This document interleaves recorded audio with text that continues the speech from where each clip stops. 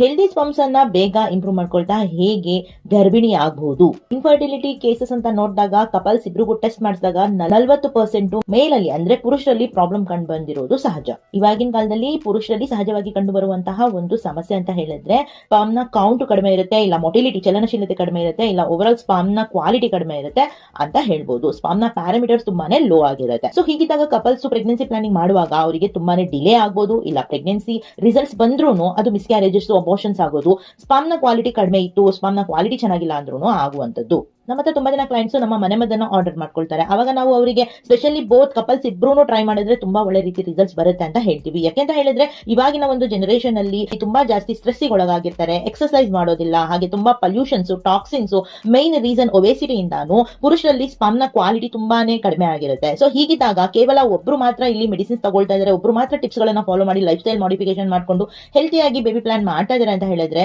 ಅವರಿಗೆ pregnancy results ಅನ್ನೋದು ಜಾಸ್ತಿ ಬರೋದಿಲ್ಲ. ಯಾವಾಗ ಕಪಲ್ಸ್ ಇಬ್ರು ಅವರ ಹೆಲ್ತ್ ನ ಮೇಲೆ ಗಮನ ಕೊಡ್ತಾರೆ, ಡಯಟ್ ತುಂಬಾ ಚೆನ್ನಾಗಿ ತಗೊಳ್ತಾರೆ, ಸ್ಟ್ರೆಸ್ ಕಡಿಮೆ ಮಾಡ್ಕೊಳ್ತಾರೆ, ಆವಾಗ ಅವರಿಗೆ ರಿಸಲ್ಟ್ ಬರುತ್ತೆ. ಸೊ ಹಾಗಾಗಿ ಇವತ್ತಿನ ವಿಡಿಯೋದಲ್ಲಿ ನಾನು ಸ್ಪೆಷಲಿ ಪುರುಷರಿಗೆ ಯಾವ ಟಿಪ್ಸ್ ಗಳನ್ನ ಫಾಲೋ ಮಾಡಬೇಕು, ಯಾವ ರೀತಿ ನೀವು ನಿಮ್ಮ ಒಂದು ಡಯಟ್ ಅನ್ನ ತಗೊಳ್ಬೇಕು ಅಂತ ಹೇಳ್ಕೊಡ್ತೀನಿ. ಸೊ ನಿಮ್ಮ ಸ್ಪರ್ಮ್ ನ ಕೌಂಟ್ ಕೇವಲ ಒಂದು ತಿಂಗಳಲ್ಲೂ ತುಂಬಾ ಜಾಸ್ತಿ ಇಂಪ್ರೂವ್ಮೆಂಟ್ಸ್ ಆಗಿ ನ್ಯಾಚುರಲ್ ಆಗಿ ಕನ್ಸೀವ್ ಆಗುವಂತ ಚಾನ್ಸಸ್ ಜಾಸ್ತಿ ಆಗುತ್ತೆ. ಹೆಲ್ತಿ ಬೇಬಿನ ಕೂಡ ನೀವು ಪಡಿಬಹುದು.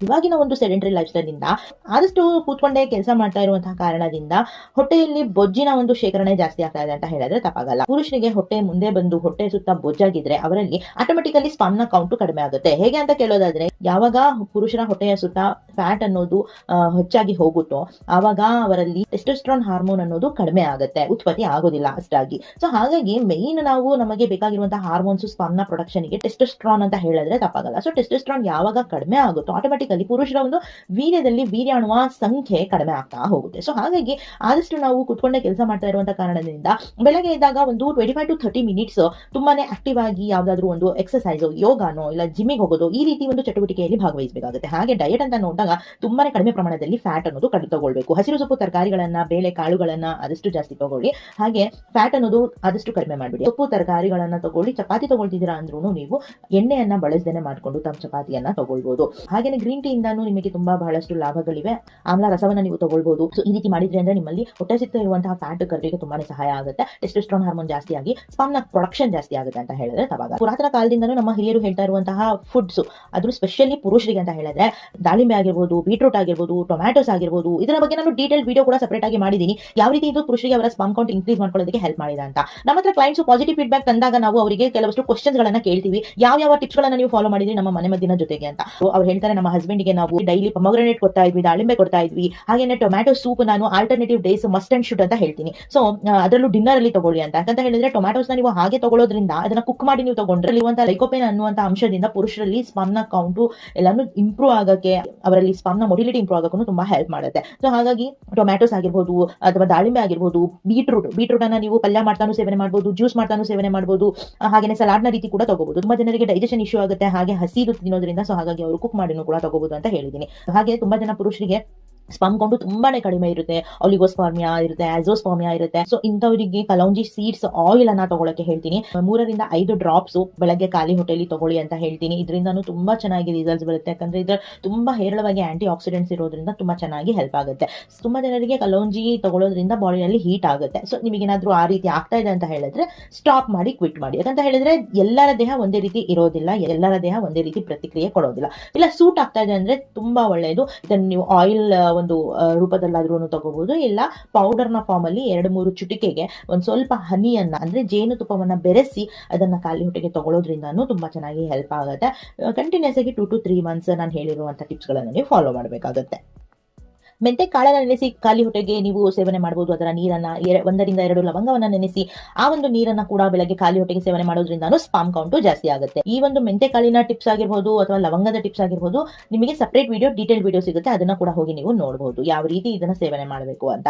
ಹಾಗೇನೆ ಕಪ್ಪು ಉದ್ದಿನ ಬೇಳೆಯನ್ನ ನಿಮ್ಮ ಒಂದು ಡೈಲಿ ಡಯಟ್ ಅಲ್ಲಿ ಇನ್ಕ್ಲೂಡ್ ಮಾಡ್ಕೊಳ್ಳಿ. ಸ್ನಾಕ್ಸ್ ನ ಟೈಮ್ ಅಲ್ಲಿ ಕಪ್ಪು ಉದ್ದಿನ ಬೇಳೆಯ ಲಡ್ಡು ಅನ್ನ ನೀವು ತಗೊಳ್ತಾ ಇದ್ದೀರಾ ಅಂತ ಹೇಳಿದ್ರು ಇದು ತುಂಬಾ ಚೆನ್ನಾಗಿ ನಿಮಗೆ ರಿಸಲ್ಟ್ಸ್ ಕೊಡುತ್ತೆ. ಇದ್ರ ಜೊತೆಗೆ ನಮ್ಮ ಸ್ಪರ್ಮ್ ನ ಬೂಸ್ಟರ್ ಅನ್ನ ನೀವು ತಗೊಳ್ಳೋದ್ರಿಂದ ಇದರಲ್ಲಿ ಅಶ್ವಗಂಧ ಆಗಿರ್ಬೋದು, ಸಾಲಂ ಮಿಶ್ರಿ, ಸಾಲಂ ಪಂಜ ಇದು ತುಂಬಾ ಒಳ್ಳೆ ರೀತಿ ನಿಮ್ಮ ಒಂದು ಸ್ಪರ್ಮ್ ಕೌಂಟ್ ಅನ್ನ ಇಂಪ್ರೂವ್ ಮಾಡಕ್ಕೆ ಸಹಾಯ ಮಾಡುತ್ತೆ. ಅದರಲ್ಲಿ ನಾವು ಶತಾವರಿ ಕೂಡ ಇನ್ಕ್ಲೂಡ್ ಮಾಡಿರ್ತೀವಿ. ಇದರಿಂದ ನಿಮ್ಮ ಸ್ಪರ್ಮ್ ನ ಪ್ರೊಡಕ್ಷನ್ ತುಂಬಾ ಚೆನ್ನಾಗುತ್ತೆ. ಇದನ್ನ ನೀವು ಟ್ಯಾಬ್ಲೆಟ್ಸ್ ಯಾವ ರೀತಿ ತಗೊಳ್ತೀರಾ ಆ ರೀತಿ ಬಾಯಲ್ಲಿ ಇಟ್ಕೊಂಡು ನೀರಿನ ಸಹಾಯದಿಂದ ನೀವು ನುಂಗ್ಬೇಕಾಗುತ್ತೆ. ಅದ್ರ ಮೇಲೆ 1 ಕಪ್ ಹಾಲನ್ನ ನೀವು ತಗೊಳ್ಬೇಕಾಗುತ್ತೆ. ಇದರಿಂದ ನಿಮ್ಮ ಸ್ಪರ್ಮ್ ಪ್ರೊಡಕ್ಷನ್ ತುಂಬಾ ಚೆನ್ನಾಗುತ್ತೆ. 3 ಮಂತ್ಸ್ ಒಳಗಡೆ ತುಂಬಾ ಒಳ್ಳೆ ರೀತಿ ರಿಸಲ್ಟ್ಸ್ ನ ನೀವು ನೋಡಬಹುದು.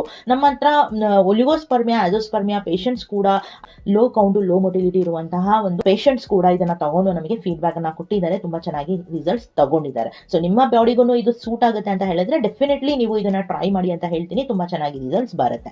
ಅದ್ರ ಪುರುಷರಿಗೆ ಬಾಡಿ ಹೀಟ್ ಆಗ್ತಾ ಇರುವಂತಹ ಕಾರಣದಿಂದಾನು ಸ್ಪರ್ಮ್ ನ ಕೌಂಟ್, ಮೊಟಿಲಿಟಿ ಎಲ್ಲ ವೀರ್ಯಾಣುವುದು ಕಡಿಮೆ ಆಗುತ್ತೆ ಅಂತ ಹೇಳಿದ್ರೆ ತಪ್ಪಾಗಲ್ಲ. ಸೊ ಅಂತ ಸಮಯದಲ್ಲಿ ಗೋಂದ್ಕತಿರಮನ್ನ ತಗೊಳ್ಳೋದ್ರಿಂದ ಬಾಡಿ ಹೀಟ್ ರೆಡ್ಯೂಸ್ ಆಗುತ್ತೆ.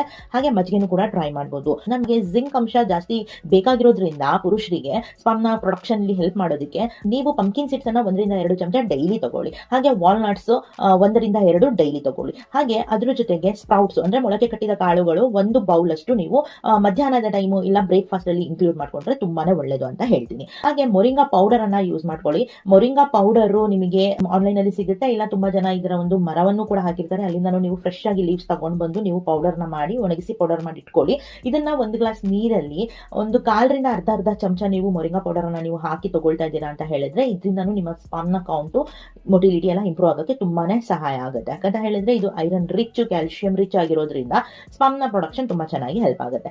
ಲೈಫ್ ಸ್ಟೈಲ್ ಮಾಡಿಫಿಕೇಶನ್ ಅಂತ ಬಂದಾಗ ಟೈಟ್ ಅಂಡರ್ ಗಾರ್ಮೆಂಟ್ಸ್ ಅನ್ನ ಧರಿಸಬಾರ್ದು. ಯಾಕಂತ ಹೇಳಿದ್ರೆ ಪ್ರಕೃತಿ ಒಂದು ಪುರುಷರಿಗೆ ಯಾವ ರೀತಿ ಸಿದ್ಧ ಮಾಡಿದೆ ಅಂತ ಹೇಳಿದ್ರೆ ಟೆಸ್ಟಿಸ್ ಅನ್ನ ದೇಹದಿಂದ ಹೊರಗೆ ಮಾಡಿರುವಂತಹ ಕಾರಣ ಯಾಕಂತ ಹೇಳಿದ್ರೆ ಅಲ್ಲಿ ಪ್ರೊಡ್ಯೂಸ್ ಆಗ್ತಾ ಇರುವಂತಹ, ಉತ್ಪತ್ತಿ ಆಗ್ತಾ ಇರುವಂತಹ ವೀರ್ಯಾಣುಗೆ ಜಾಸ್ತಿ ಟೆಂಪರೇಚರ್ ನ ಅಗತ್ಯ ಇಲ್ಲ. ಅದು ತುಂಬಾ ಸೆನ್ಸಿಟಿವ್ ಆಗಿರೋದ್ರಿಂದ ಜಾಸ್ತಿ ಟೆಂಪರೇಚರ್ ಆದಷ್ಟು ಅದು ಡ್ಯಾಮೇಜ್ ಆಗುತ್ತೆ, ಸತ್ತು ಹೋಗ್ತವೆ ವೀರ್ಯಾಣುಗಳು. ಸೊ ಹಾಗಾಗಿ ನೀವು ಜಾಸ್ತಿ ಪ್ರಮಾಣದಲ್ಲಿ ಬಿಸಿ ನೀರನ್ನ ನೀವು ಸ್ನಾನ ಮಾಡ್ತಾ ಇದ್ದೀರಾ ಅಂದ್ರೆ ಅದನ್ನು ಅವಾಯ್ಡ್ ಮಾಡಬೇಕಾಗುತ್ತೆ. ನಾನು ಮೊದಲೇ ಹೇಳಿರೋ ರೀತಿ ಟೈಟ್ ಅಂಡರ್ ಗಾರ್ಮೆಂಟ್ಸ್ ನ ಹಾಕಬಾರ್ದು. ಕಾಟನ್ ಅಲ್ಲಿ ಇರುವಂತಹ ಅಂಡರ್ ಗಾರ್ಮೆಂಟ್ಸ್ ಲೂಸ್ ಆಗಿರುವಂತದ್ದು ಧರಿಸಬೇಕು. ಹಾಗೇನೆ ಮೊಬೈಲ್ಸ್ ಗಳನ್ನ, ಲ್ಯಾಪ್ಟಾಪ್ಸ್ ಗಳನ್ನ ನಿಮ್ಮ ತೊಡೆ ಮೇಲೆ ಇಟ್ಕೊಂಡು ನೀವು ಅದನ್ನ ಬಳಸ್ತಿದ್ದೀರಾ ಅಂತ ಹೇಳಿದ್ರೆ ಅದರಲ್ಲಿ ಬರುವಂತಹ ರೇಡಿಯೇಷನ್ ಇಂದ ನಿಮ್ಮ ಸ್ಪರ್ಮ್ಸ್ ಕೌಂಟ್, ಮೊಟಿಲಿಟಿ ಎಲ್ಲ ಡ್ಯಾಮೇಜ್ ಆಗುತ್ತೆ. ನಿಮಗೆ ಪ್ರೆಗ್ನೆನ್ಸಿ ಪ್ಲಾನಿಂಗ್ ಮಾಡುವಾಗ ನಿಮಗೆ ರಿಸಲ್ಟ್ಸ್ ಸಿಗೋದಿಲ್ಲ. ವಿಡಿಯೋ ನಿಮ್ಗೆ ಎಲ್ಲರಿಗೂ ಇಷ್ಟ ಆಗಿತ್ತು ಅಂತ ಭಾವಿಸ್ತೀನಿ. ಈ ಒಂದು ನಮ್ಮ ಕ್ಲೈಂಟ್ಸ್ ಗಳಿಗೆ ಹೇಳುವಂತಹ ವಿಷಯವನ್ನ ಇಡೀ ಒಂದು ಹೋಲ್ ವಿಡಿಯೋನಾಗಿ ಮಾಡಿ ನಿಮಗೆ ಹೇಳಿದ್ದೀನಿ. ನೀವು ಕೂಡ ಇದನ್ನ ಟ್ರೈ ಮಾಡ್ಕೊಳ್ಳಿ, ಇದನ್ನ ಅನುಸರಿಸಿ ಇದರಿಂದ ಲಾಭವನ್ನ ಪಡಿಬಹುದು. 3 ಮಂತ್ಸ್ ಇದನ್ನ ನೀವು ಕಡ್ಡಾಯವಾಗಿ ಫಾಲೋ ಮಾಡಿದ್ರಿ ಅಂದ್ರೆ ನಿಮಗೆ ಮಿರಾಕಲ್ ರೀತಿ ನಿಮ್ಮ ಒಂದು ಸ್ಪರ್ಮ್ ನ ಕೌಂಟ್, ಮೊಟಿಲಿಟಿ ಎಲ್ಲ ಇಂಪ್ರೂವ್ ಆಗುತ್ತೆ ಪುರುಷರಿಗೆ. ಇನ್ ಕೇಸ್ ವೈಫ್ ನೋಡ್ತಾ ಇದ್ದೀರಾ ಅಂದ್ರೆ ಪುರುಷರಿಗೆ ಈ ಒಂದು ಬಗ್ಗೆ ಮಾಹಿತಿಯನ್ನ ಕೊಡಿ, ಇದನ್ನ ಫಾಲೋ ಮಾಡಿಸಿ ಅಂತ ಹೇಳ್ತಾ ಸಿಗೋಣ ಮುಂದಿನ ಇನ್ಫಾರ್ಮೇಟಿವ್ ವಿಡಿಯೋಸ್ ಜೊತೆಗೆ. ಅಲ್ಲಿ ತನಕ ನಮಸ್ಕಾರ.